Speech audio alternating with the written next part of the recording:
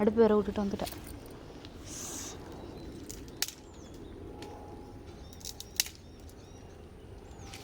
இது நல்லா இருக்கு. இதெல்லாம் அப்புறம் எடுத்துக்கலாம். இப்போதைக்கு கொஞ்சம் மட்டும் பொறுக்குங்க. நீயும் பொறுக்கணுன்றது.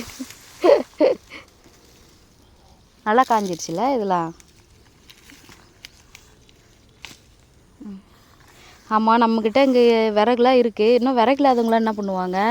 இடம் இல்லாதவங்களாம் சமைக்கிறது கரண்ட் அடுப்பு யூஸ் பண்ணுவாங்கள்ல பட்டு. ஆமாம், இந்தாங்க இதெல்லாம் பொறுக்குங்க டக்குன்னு.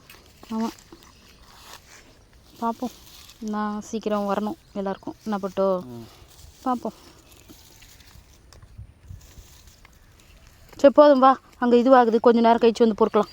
கொட்டிமா போதும், அதை விட எடுக்க முடியாது. எடுத்துக்கு பார்த்துக்கே சிந்தும். அவ்வளோதான். பார்த்து கால் இதுவாகுது.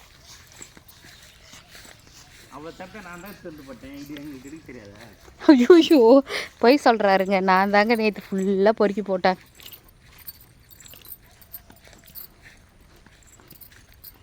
இப்போ தான் இவர் ஃபஸ்ட்டு இதில் பொறுக்கி போடுறாரு.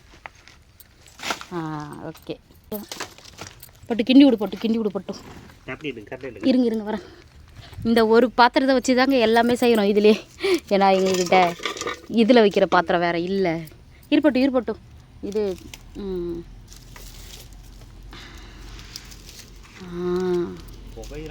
புகையுது. இப்போ எடுங்க. அப்படியே ஊதுனாக்கா அந்த இதெல்லாம் போய்டும். சாம்பல்லாம் ஊதுங்க. ஒரு ஊது. ஐயோ இதில் ஊது பட்டுனாக்கா அடுப்பில் போய் ஊதுரும்.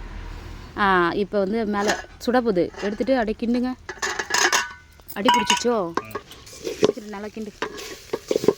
கோஸ் பொரியலுங்க. முன்னாடி முட்டை வேக வச்சுட்டேன். இப்போ கோஸ் பொரியல், சப்பாத்தி இருக்குது. அப்புறம் என்னதுங்க அது பேர் வர மாட்டேனே, முருங்கைக்காய் உள்ளே இருக்க அந்த சதையை மட்டும் எடுத்து தொக்கு செஞ்சேங்க. அது இருக்குது. அப்படியே அதை வச்சு பார்த்துக்க வேண்டியதாங்க. அவ்வளோதாங்க. சாப்பாடெல்லாம் இல்லை. நாய்க்கு நேற்று ஈவினிங்கே சாப்பாடு வச்சுட்டேன். ஓகே தானே பட்டோம்? சரி ஓகேங்க. பாய் சொல்லிவிடுங்க. பாய்.